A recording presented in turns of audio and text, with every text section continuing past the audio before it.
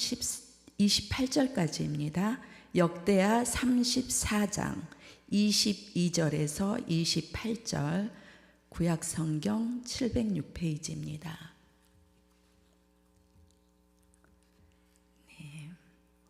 한 절씩 교독하겠습니다.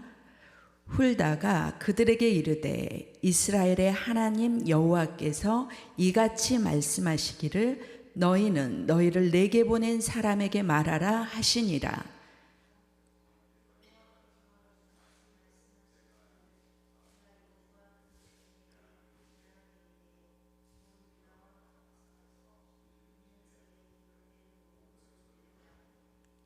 이는 이 백성들이 나를 버리고 다른 신들에게 분향하며 그의 손의 모든 행위로 나의 노여움을 샀음이라. 그러므로 나의 노여움을 이곳에 쏟음에 꺼지지 아니하리라 하라 하셨느니라.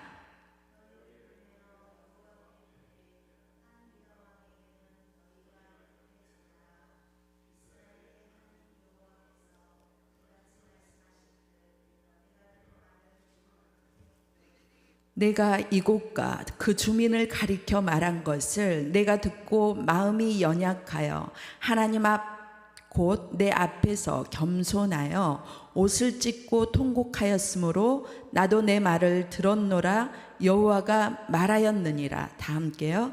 그러므로 내가 네게 너희 조상들에게 돌아가서 평안히 묘실로 들어가게 하리니 내가 이곳과 그 주민에게 내리는 모든 재앙을 내가 눈으로 보지 못하리라 하셨느니라.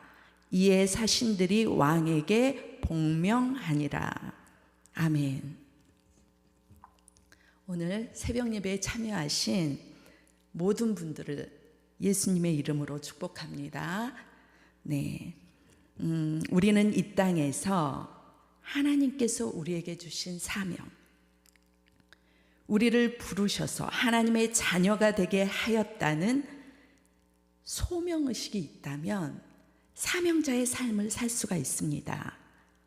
그래야지만이 하나님께 영광을 올려드리는 그러한 인생이 될 수가 있습니다. 그래서 우리의 부르심의 소명이 있고 확신하는 자는 삶의 터전에서도 사명을 어떻게 감당할 것인지 우리는 고민하게 되고 또 우리는 고민해야 됩니다. 그렇다면 사명자인 우리가 하나님의 영광을 나타내는 삶을 살기 위해서는 우리 모두는 어떻게 해야 할까요? 바로 예배를 통해 선포되어지는 말씀으로 거룩한 삶을 살려는 결단의 삶이 있어야 한다는 것입니다. 예배가 무엇입니까? 바로 삶으로 거룩하게 살으라고 하는 하나님의 말씀을 우리가 듣고 배우고 또 그 주의 종이 선포하는 말씀대로 우리가 살고자 하는 그런 믿음이 있다면 나의 삶을 통해서 나의 삶이 변화되지만 또한 타인의 삶도 변화시킬 수 있는 그러한 사명자, 그러한 삶이 바로 하나님께 영광 올리는 삶이 될 것입니다. 그래서 이 복음이 무엇입니까? 바로 복된 소식이지 않습니까? 이 복음을 통해서 많은 사람들이 예수님을 믿게 하려는 하나님의 크신 계획이 있습니다. 그래서 복음이 전파되는 곳에는 생명이 살아나고 저주받을 수밖에 없었던 삶이 복이 되는 인생이 되는 그런 사람이 바로 저와 여러분이 되어야 할 것입니다. 우리나라가 정말 불과 몇십 년, 100년 이전의 삶도 몇십 년 전의 삶도 하나님께서 어떻게 변화시켜 주셨습니까? 예전에 우리가 조선시대 이후 삶, 근대 삶을 보시면 얼마나 척박한 땅이었고 우리나라가 얼마나 정말 못 사는 땅이었습니까? 하지만 하나님께서 복음을 통해서 정말 이 땅이 복을 받게 하니까 우리의 삶도 변화된 줄 믿습니다. 성경을 보십시오. 우리가 다 망했다, 벌받았다 하는 인생이 하나님을 만나 저주가 복이 되는 인생이 얼마나 많습니까? 다윗을 보시면 여덟 형제 중에 가장 약하고 비천하여 사무엘이 이새의 집에 찾아가서 자네의 집에서 하나님께서 왕이 나올 인물을 간택하라고 나를 보내셨네라면서 자녀들을 다 오게 하잖아요. 하지만 다윗만은 그 자리에 없었습니다. 너는 왕의 기름 부음이 미치지 못할 자일 거라는 그 형제간에서도 너는 될 수 없어. 결론은 너의 인생 보니까 안 될 인생이라는 거예요. 결론은 저주받은 인생이라는 것입니다. 그런데 하나님께서는 다윗을 통해서 정말 사무엘에게 왕의 기름 부음을 받지 않습니까? 또한 문맷돌을 던지던 양치기 소년이 골리앗을 쓰러뜨리는 이스라엘의 영웅이 되는 그런 사건. 하나님이 선택하시면 저주가 복이 되게 하실 줄 믿습니다. 오늘 본문도 저주가 복이 되게 하는 사건이 기록되어 있습니다. 오늘 본문 말씀은 역대하 34절을 이렇게 처음부터 읽어보시면 흐름을 알 수 있는데요. 역대하 말씀은 솔로몬의 왕의 아들을 시작으로 바벨론, 포로로 끌려가기 전 남유다의 왕의 역사를 기록한 책입니다. 유다의 왕들 중 위대한 다윗 왕처럼 사는 날까지 하나님을 경외하며 신앙을 지키고 사명을 잘 감당한 왕이 있었는데 바로 오늘 요시야 왕입니다. 특별히 남유다 왕들 중 요시야의 왕의 이력은 참 특별합니다. 바로 8세의 왕에 오른 인물입니다. 8살 때. 그리고 왕에 오른 지 또 8년 만에, 그러니까 16살이죠. 16살 때 역대하 34장 3절에서 5절 보니까 왕위에 있은 지 8년에 유다와 에루살렘을 비로소 정결하게 하여 그 산당들과 아세라 목상들과 아로 새긴 우상들과 부어 만든 우상들을 제거해 버렸다고 말하고 있어요. 그리고 그 제단들을 다 헐고 태양신 그런 것들을 찍고 아세라 목상들과 아로 새긴 우상들을 부어 만든 그 우상들을 빻아가지고 가루로 만들어서 그 제사하던 사람들 무덤에 갖다 뿌리고 또 제사장들의 뼈를 제단 위에서 불살랐다고 말하고 있습니다. 그러니까 왕이 솔선수범해가지고 유다와 예루살렘을 정결하게 했다고 하셨는데 바로 우상의 씨를 말린 겁니다. 씨를. 여러분, 조그만한 것이라도 씨가 있으면 거기에서 싹이 나잖아요. 근데 유다 왕은 아주 그냥 우상의 씨를 말린 인물입니다. 그는 영적인 것을 알았습니다. 조그만한 것이 얼마나 크게 변하는지, 악이 얼마나 크게 번성하는지 영적인 것을 알 때만이 이런 일들을 하게 되는 것입니다. 그래서 영적인 것들을 아는 분들은 이렇게 하나님의 예배의 자리에 솔선수범해서 나오는 겁니다.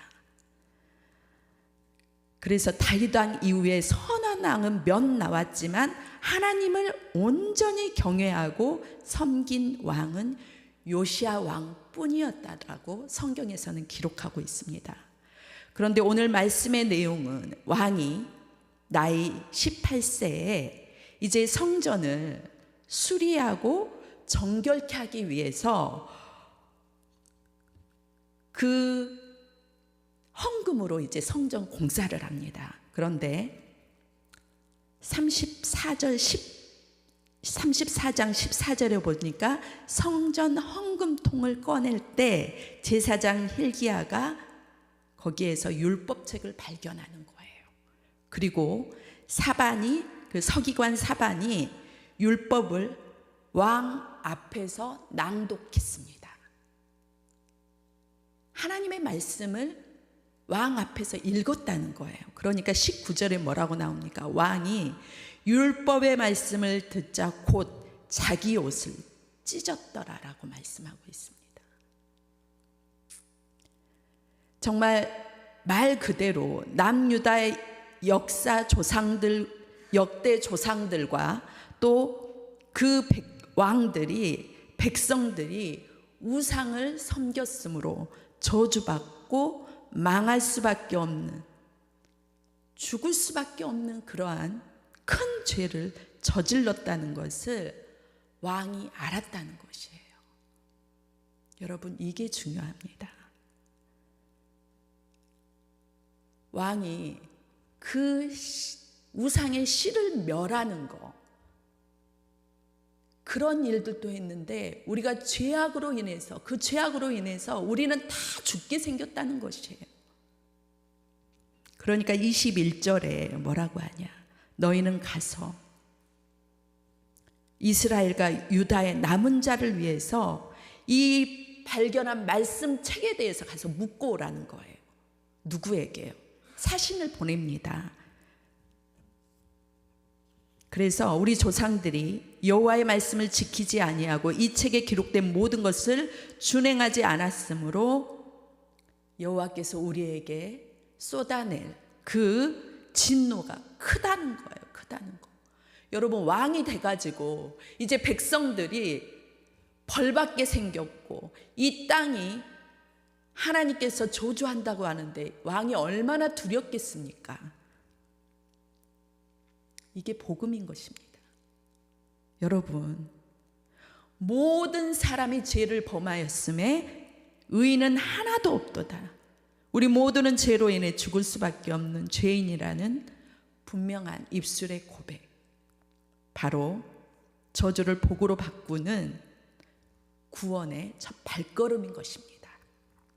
우리 모두는 죽을 수밖에 없는 죄인입니다. 아니요, 이미 죽은 자였습니다. 천하 인간의 어떠한 자라도 우리의 죄에서 사함을 받을 자가 결코 없다고 하나님께서는 말씀하셨습니다.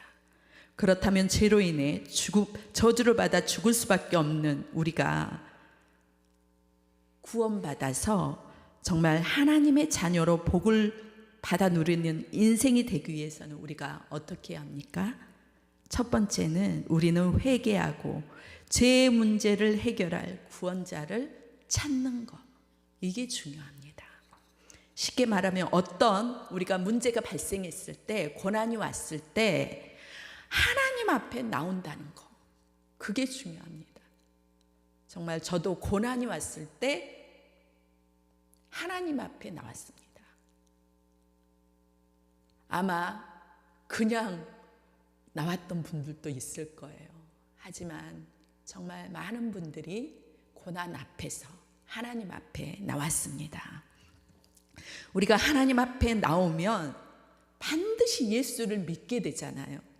예수를 믿게 되면 예수 이름으로 기도할 때 반드시 회개를 하게 돼요. 인간은 하나님의 형상으로 창조된 인물이기 때문에 그냥 하나님 앞에 나오면 바로 입술로 하나님 감사하고 죄송합니다, 이게 바로 나옵니다. 인간은 이렇게 나약한 존재예요. 그래서 요한일서 1장 9절에 보면 만일 우리가 우리 죄를 자백하면 그는 미쁘시고 의로우사 우리 죄를 사하시며 우리를 모든 불의에서 깨끗하게 하실 것이다 라고 우리에게 약속해 주셨습니다. 깨끗하게 된 그릇이야말로 바로 복을, 그 그릇에 바로 복이 부어지는 것입니다.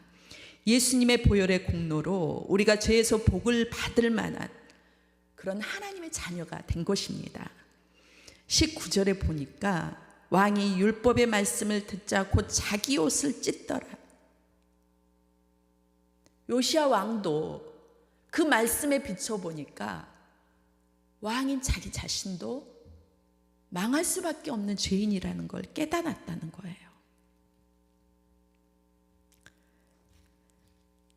우리가 이렇게 하나님 앞에 나온다는 거, 하나님 이름을 부른다는 거, 구원자 예수님의 이름을 부른다는 거, 정말 우리가 복을 받는 첫 번째 비결인 것입니다.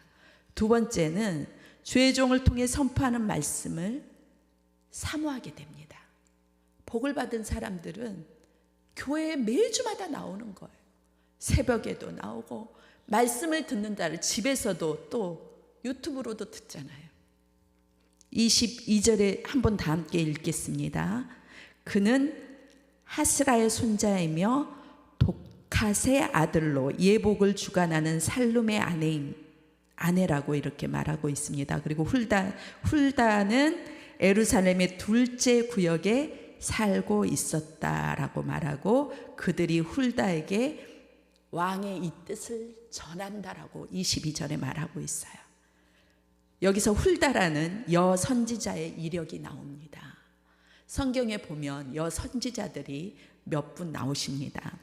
그 여인은 성전의 예복을 맡은 성전 봉사자의 아내요, 성전 가까이에 살면서 왕과 대신들에게 영적 권위와 능력을 부여받은 인물입니다. 그러니까 스스로가 여선지자라고 이렇게 말하는 게 아니고 왕이 그 선지자를 인정을 했다는 것이에요. 우리는 하나님이 인정하시면 사람들 앞에서도 인정하게 되잖아. 저 사람은 그리스도인. 맞아. 저 사람은 예수 믿더니 다르구나. 이렇게 사람들 앞에서 하나님께서 높여주시는 겁니다. 그래서 우리 자녀들에게 구할 것은 하나님을 경외하고 예배에 집중할 때 하나님께서 너의 앞을 인정하시는다는 그거를 가르쳐야 됩니다. 우리 성도님들이 이제 자녀들의 문제를 얘기할 때 사연을 얘기하잖아요. 그러면 목회자들은 하나님의 말씀으로 권면을 하는데 그걸 아멘으로 맞아요, 하나님의 말씀이 맞다는 것을 시인하는 사람이 있는가 하면 그 애의 문제만 계속 얘기하는 사람이 있어요. 그럴 때 좀 안타까움을 느껴요. 그 문제는 복을 받는 통로입니다. 그 문제가 발생됐다는 것은 바로 하나님 앞에 나왔다는 증거고, 하나님 앞에 보여지는 것은 바로 예수님의 보혈의 피로 덮어서 그 문제가 해결받을 수 있다는 것이에요. 제가 이번에는 이렇게 간증을 하면은 시간이 길어지기 때문에 다음에 하겠습니다. 네. 인간적으로 유다 왕이 여선지자를 통해 하나님의 말씀을 듣고 싶어 한다는 거. 그래서 사신들을 보내서 여선지자에게 말씀의 내용을 듣고 그 말씀을 듣고 싶다는 거예요. 화답을. 진정한 겸손의 왕이 아니고서는 그렇게 할 수가 있겠습니까? 우리가 예전부터 여자가 말이야 이런 말 많이 했죠. 여자가 말이야. 네. 요즘에는 권위의식이 없어졌어요. 제가 이번에 이제 여행을 가면서 제가 이 앞번에도 얘기했나 몰라요. 우리의 딸이 여행을 이제 다 준비를 했는데 4명, 강아지까지 5명 이렇게 인터넷에 다 해가지고 인원을 딱 얘기했는데 남편이 권위로서 어머니 저희 여행 가니까 오십시오. 4명. 그게 딱 명시되어 있는데 오십시오. 우리하고 아무 상의도 없이 저희 딸이 저 안 갈 테니까 4명 가세요. 이렇게 말하니까 다시 바로 아빠가 전화하더라. 어머니 안 되겠습니다. 요즘에는 권위를 가지고 논할 그런 시대가 지났어요. 정확한 데이터 이게 나오잖아요. 법에 근거한 데이터가 있어야 됩니다. 우리도 하나님께서는 이 말씀으로 증명하잖아요. 율법 이게 말씀입니다. 우리 모두도 이제는 변화받아야 됩니다. 우리 교회도 권위 이런 것들이 물론 질서 앞에서 우리는 권위를 인정하고 정말 질서에 순응하는 것이 굉장히 교회는 중요합니다. 하지만 정말 행하지도 않는 권위는 이제는 우리가 눈을 낮추고 그 사람의 눈높이에서 우리가 컨택을 하고 대화한다는 거 정말 중요합니다. 요시야 왕은 여선지자라 할지라도 하나님의 그 종으로 세우신 그 입술의 권세한 능력을 하나님이 부어줬다는 것, 그 말씀을 받는다는 것, 그게 바로 겸손입니다. 경고롭게도 제가 여자인 관계로 좀 이 말씀을 하기가 조금은 불편하지만 우리가 하나님의 말씀을 잘 받아 누리는 거, 또 분별하는 거 얼마나 중요한지 모릅니다. 잠언 22장 4절에 보니까 겸손과 여호와의 경외함의 보상은 재물과 영광과 생명이라고 말씀하신 하나님. 세상적인 겸손은 또한 열심은 재물은 부귀영화 영광은 취할 수 있습니다. 하지만 세상적인 재물과 영광은 하나님이 인정하지 않습니다. 정말 예수님을 통해서 예수님의 보혈의 피로 그 값주시고 산 예수님의 보혈의 피가 흘려진 곳에 그런 믿음이 있는 자들의 행하는 곳에 하나님이 인정하신다는 거예요. 그래서 우리에게 주시는 그 하나님을 경외함의 보상은 세상에 줄 수 없는 영원한 생명까지 우리 하나님께서 우리에게 주시는 그 은혜,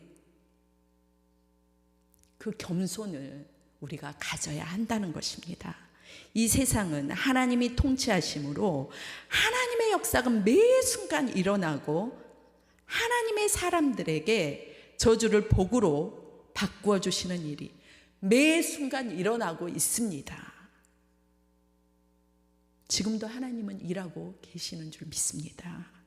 우리는 입술을 크게 열어서 구하고 찾고 누리시는 저와 여러분 되시길 축복합니다. 저주를 복으로 바꾸는 사람들은 세 번째, 하나님의 음성을 들을 수 있는 영적인 귀가 열려야 합니다. 우리는 하나님의 말씀을 들으면서 신앙생활을 합니다. 하지만 듣고만 있고 묻지 않으면 소용이 없습니다.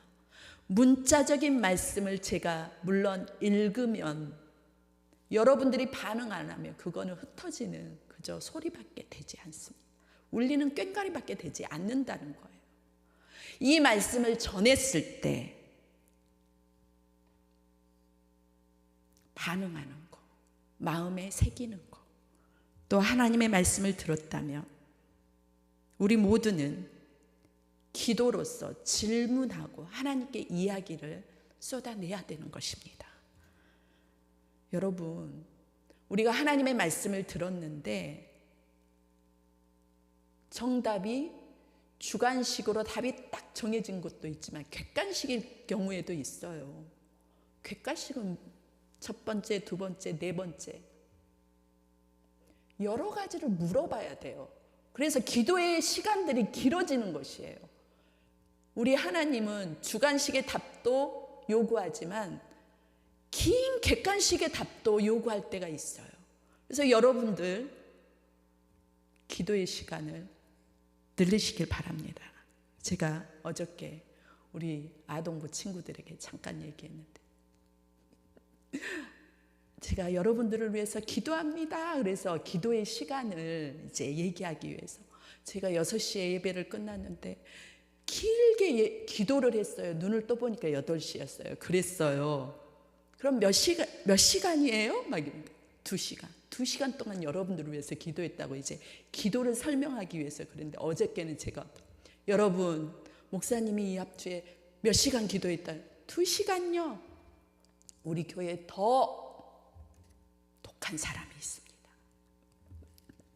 제가 이번 주에 이렇게 출근을 이틀 했는데 본당으로 이제 올라가서 다 이렇게 확인을 할 거 아니에요. 거듭 10시가 되었는데 본당에 기도하시는 사모님이 계셨어요. 그럼 여러분 몇 시간 기도했어요? 4시간요. 여러분들을 위해서 기도하고 있다고 제가 그렇게 말했습니다. 여러분, 이렇게 우리 모두는 하나님 앞에 많은 것들을 이야기를 해서 확답을 얻는 것이 중요합니다. 그 확답이 바로 능력인 것입니다. 그래서 옛날부터 기도 많이 하면 능력 받는다는 그런 속성이 있잖아요. 물론 기도의 시간이 긴다고 해서 그 능력을 받는 건 아닙니다. 그러면 우리가 주구장창 여기서 앉아 있어야죠. 그런 말하는 게 아닙니다. 정말 하나님의 음성을 듣고자 하는 그 열망이 우리에게 있어야 될 줄을 믿습니다. 그래서 정말 여선지자 훌다에게 왕이 보낸 사신들이 왕의 뜻을 전합니다. 우리가 23절에서 25절에 보니까 훌다가 그들에게 이르되 너희들이 보낸 사람에게 말하라 라면서 너희들이 그 분양하는 그 더러운 모든 손으로 하는 행위로 인해서 하나님께서 노여움을 샀지만 25절에 26절에 보니까 다시 유다 왕에게 전하라는 거예요. 27절에 보니까 하나님 앞에 내 앞에서 겸손하여 옷을 찢고 통곡하는 것을 나도 내 말을 들었노라 말씀합니다.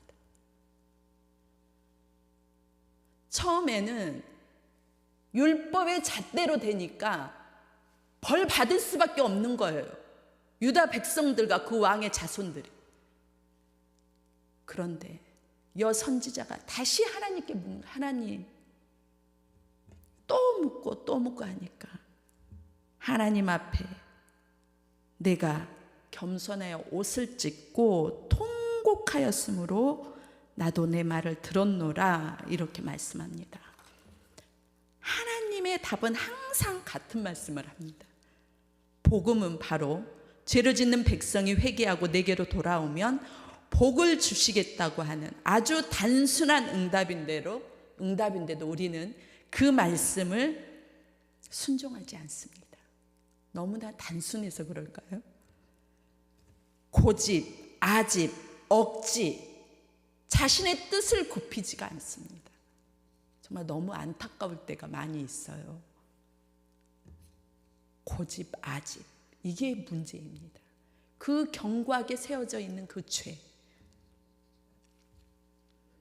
그래서 하나님께로 돌이켜 순종하면 모든 것을 협력하여 복이 되게 하시는 하나님, 어떤 상황 속에서도 하나님을 인정하고 주의 성전을 사모하고 주의 종의 말씀에 순종하는 사람은 저주를 복이 되게 하실 줄 믿습니다. 그랬더니 하나님께서 28절에 뭐라고 하십니까? 바로 다 함께 읽겠습니다. 그러므로 내가 내게 너희 조상들에게 돌아가서 평안히 묘실로 들어가게 하리니 내가 이곳과 이 주민에게 내리는 모든 재앙을 내 눈으로 보지 못하리라 하셨느니라. 이에 사신들이 왕에게 복명하니라. 우리 하나님은 죄로 인해서 죽을 수밖에 없고 망할 수밖에 없는 그런 존재들에게 구원의 팔을 활짝 열으셨습니다. 우리에게도 마찬가지입니다. 이제 우리 모두는 요시야 왕처럼 말씀에 순종하여 겸손해야 합니다. 오늘 보니까 여선지자의 말씀을 듣고 그 사신들이 이제 왕에게 가서 이 말씀을 전합니다.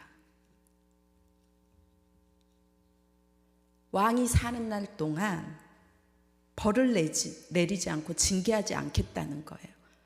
평안하게 해주겠다는 거예요. 하나님께서. 우리 가장 좋은 복이 뭡니까? 우리의 마음이 평안하다는 거 아닙니까? 우리가 복이 오면 마음이 평안해요. 기뻐요. 행복해요. 평안이 가장 좋습니다. 우리 교회가 그래서 쉴만한, 너무 평안한 교회죠. 할렐루야. 그래서 오늘 보니까 이제 마지막에 하나님께서 그 말씀을 전하라고 말하면서 사신들에게 복을 명합니다. 왕에 가서 이 복을 전하라는 겁니다. 여러분, 사람들 앞에서 인정하는 복, 사신들이 가서 복을 전하잖아요. 세상이 알 수 있도록 하나님께서 우리에게 복을 주실 것입니다. 이 모든 복을 누리는, 저주에서 복을 바꾸시는 하나님의 은혜를 경험하는 저와 여러분 되시길 주님의 이름으로 축복합니다.